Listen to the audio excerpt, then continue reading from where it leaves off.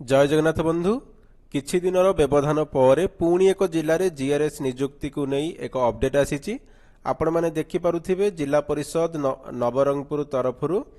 9/1/2026 तारिख में एक नोटिस इश्यू करा एवं एठी ग्राम रोजगार सेवक बा जीआरएस नियुक्ति उपरे नोटिस करा आपण मैंने जानिथिबे 7/9/2024 तारिख में नवरंगपुर जिले में जीआरएस नियुक्ति पई एडवर्टाइजमेंट आसीथिला एवं एही जीआरएस नियुक्ति पई नवरंगपुर जिले में जो एप्लिकेंट मैंने आवेदन करथिले सेही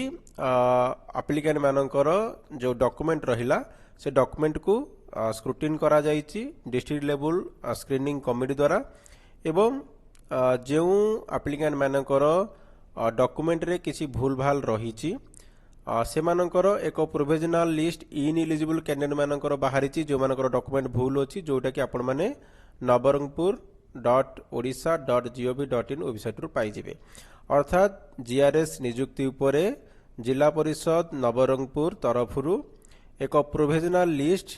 जो मानकर इनएलिजिबल कैंडिडेट मानकर एक प्रोविजनल लिस्ट बाहर करा जाइछि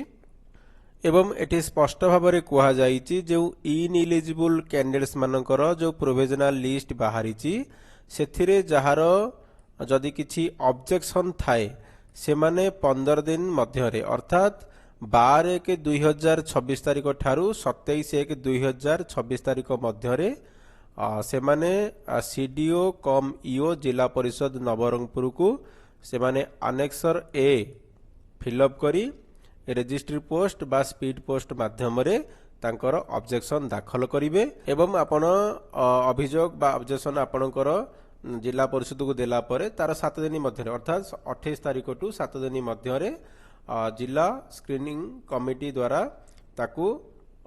अभियोग गुड़ा को देखा जीवो एवं तार समाधान करा जीवो अर्थात आमे जे सिंपल भाषा रे बुझीबा आमे जो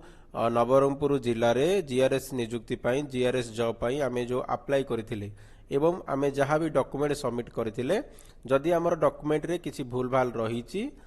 जिला स्क्रीनिंग कमिटी द्वारा ताकू बाहर करा जाइछि एवं स्क्रूटिन करा जाइछि डॉक्यूमेंट को एवं तार इनएलिजिबल कैंडिडेट मानकर गोटे प्रोविजनल लिस्ट बाहरी एवं ताकू नवरंगपुर जिलार जो डिस्ट्रिक्ट वेबसाइट रही से वेबसाइट रे ताकू अपडेट करा जाइछि अपलोड करा जाइछि एवं कुहा जाइछि एही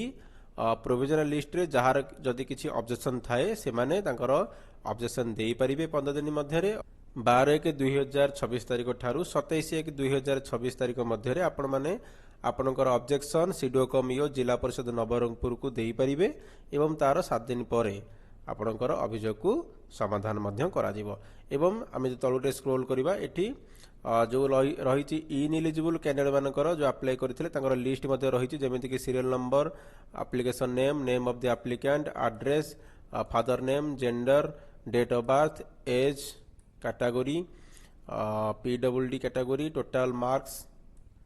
मार्क्स कोड केते रखी टोटल मार्क केते एवं केते मार्क रही आपण माने देखि परथे ता सहित एठी ग्राउंड्स ऑफ इनएलिजिबिलिटी तो केउ ग्राउंड रे आपण एठी इनएलिजिबल होइछंती आपण को एठी दिया जाइछि आपणकर रिमार्क्स रे स्टेटस दिया जाइछि तो जदि यारी ऊपर आपणकर किछि ऑब्जेक्शन थाए जेमिति कि कुआ जाइछि आपण एठी एसीबीसी सर्टिफिकेट कोउठी अपडेट अपलोड करिनाहंती बा नो डॉक्यूमेंट सबमिटेड जहाँ भी आपणकर रही आपण देखिबे एठी एवं ताको आपण ऑब्जेक्शन देई पारे जदि किछि भूल भाल अछि आपण एठी ऑब्जेक्शन देई परिबे जिला परिषद को आउ एनेक्सर ए जमिति कि आमे देखिबारे तळको स्क्रॉल करिबा एठी अछि आपण माने देखि परथिबे application form for submission of objection district Nabarangpur जमिति कि एठी application number in the ineligible list of ग्राम रोजगार सेवक एठी एप्लिकेशन नंबर लिखिबे